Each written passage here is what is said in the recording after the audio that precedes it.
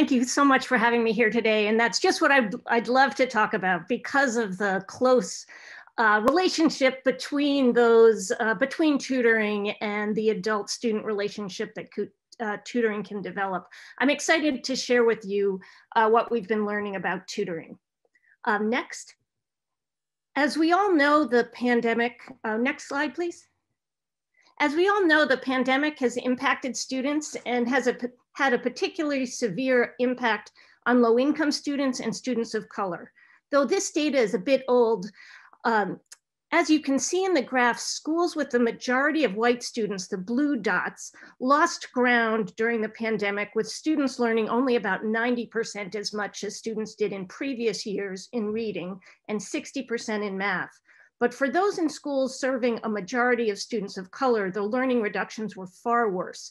Students in these schools learned only about 77% of what they had in previous years in reading and far less in math, adding to already substantial learning differences. So what can we do? Next slide, please. Well, we know from research that tutoring is an unusually effective approach for accelerating student learning. In fact, it's more effective than almost any other intervention that's been tested. Its effectiveness in many ways is not surprising, given that tutoring can target the specific needs of each student, and tutoring from a consistent tutor can help develop those close adult-student relationships, which can improve students' engagement in school and their overall well-being. In fact, tutoring is often the intervention of choice for those who can afford it. About $42 billion were spent on tutoring in the US last year alone, benefiting many students, but certainly increasing inequalities in access to educational opportunities. Next. However, as we know, tutoring can be really effective, but people define tutoring in many ways, and not all approaches are effective. In fact, during the No Child Left Behind era, parents whose children were in schools failing to meet adequate yearly progress for 2 or more years were able to sign their children up for tutoring outside of school. This may sound to some like a good idea, but it was not particularly effective overall. Only about 23% of the eligible students participated, and for those students, the average impact was close to 0.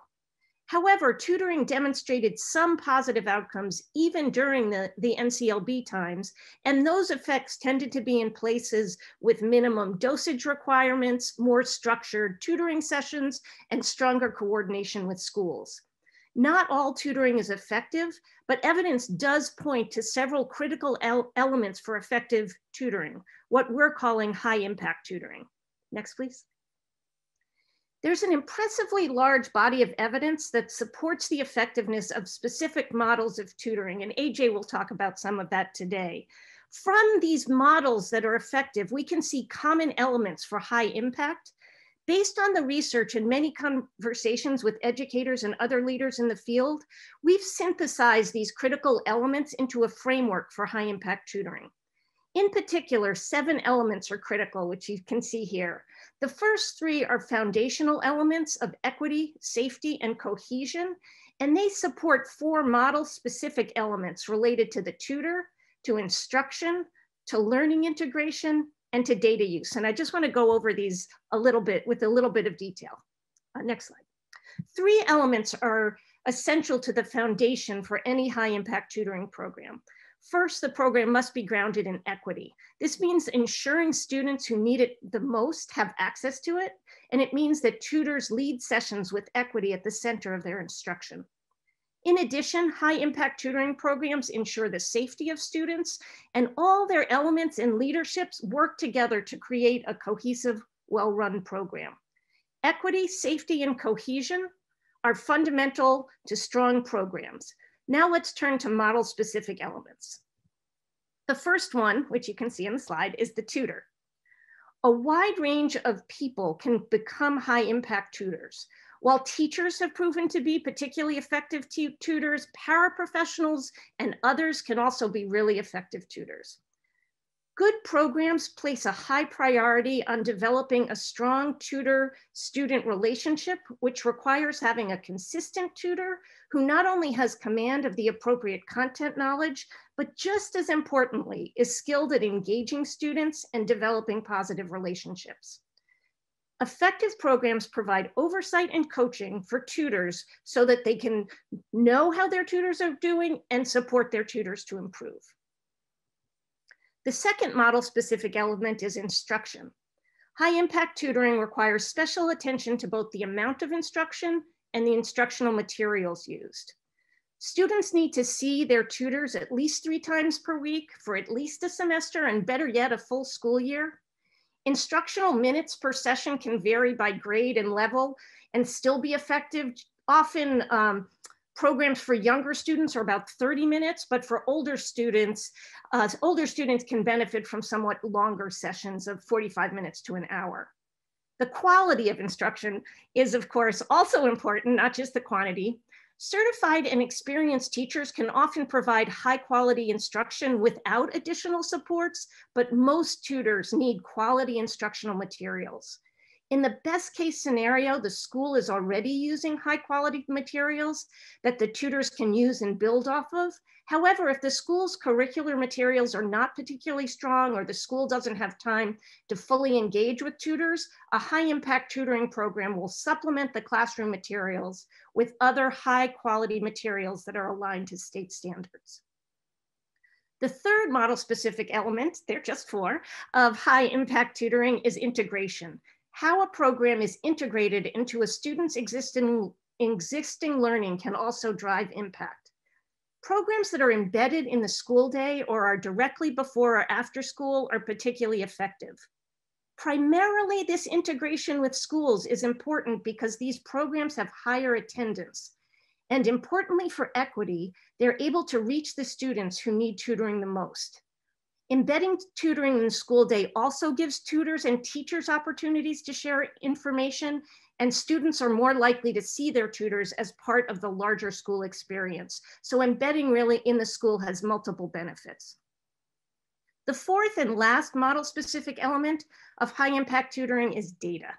High-impact programs use data to understand students' learning needs and to track their progress.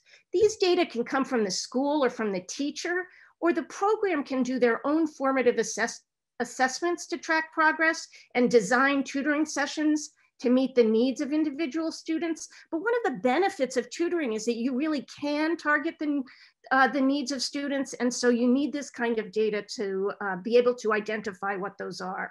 Regardless of the source of data, what's important is to use the data to tailor instruction for the students. There are a number of barriers to implementing this kind of high impact tutoring. The biggest barrier in the past, or the biggest barriers, have been scheduling tutoring into already existing school set schedules, funding, and having enough information about what high impact tutoring is to make it easy for districts to adopt that approach. However, we're finding through these pilot sites that we're running about 10 pilot sites around the country, or partnering with districts, that we have a window of opportunity right now to overcome some of the barriers that we've had in the past. With schools already having been disrupted and focused on finding solutions, school leaders are searching for and considering new options, including adjusting schedules. Funding is also easier, at least for the next couple of years. And finally, recent research, like we've just been talking about, has allowed us to better understand what drives impact in tutoring so that we have a much clearer understanding of best practices and are working towards tools and capacity to scale tutoring with quality. This may be the best opportunity we'll have to get this proven intervention built into schools for the long run, to provide all students in need with the high impact tutoring to supplement their classroom work and as part of core instruction. After a tremendous amount of research and outreach, we recently launched the National Student Support Accelerator to make it easier for districts, schools, and nonprofits to adopt high impact tutoring. Our vision, next slide please, as you can see on this slide, is that every student in need has access to an effective tutor who champions and ensures their learning and success. The Accelerator plans to reach this vision by supporting districts, schools, nonprofits, and tutoring organizations to adopt and grow high-impact tutoring with quality. Next slide. Our three primary strands of work are to catalyze the field of tutoring through communities of practice, research, and conducting these pilot sites, to facilitate implementation through providing tools and technical assistance for districts and tutoring providers to launch and grow high-impact tutoring, and to engage and activate stakeholders. Our materials and tools are available on our website, and over time, more will be added. Here are just a couple of examples. We have a tutoring database where you can search for tutoring providers. You can look in your area. You can look at the grade level or subject matter that interests you. Next slide. We are currently working on a tutor quality improvement system, or TQIS, that will help tutoring programs identify their areas of need and plan for improvement. So that it's a self-assessment and then improvement.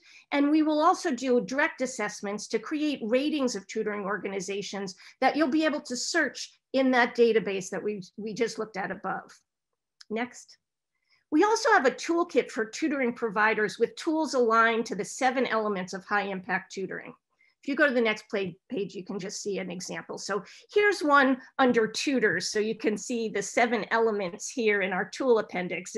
You can search in the tool appendix or walk through a process, but there are a whole variety of tools.